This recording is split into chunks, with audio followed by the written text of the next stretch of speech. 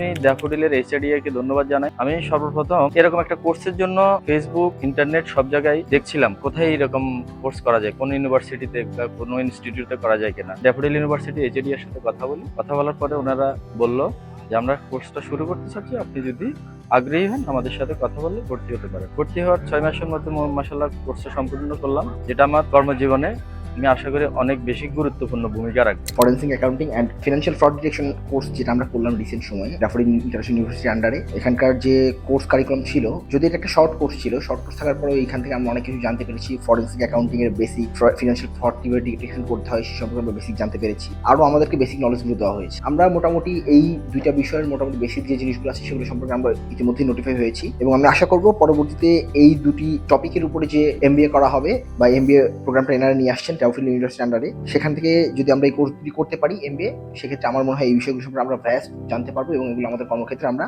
যথাযথভাবে প্রয়োগ করতে পারবো। ধন্যবাদ।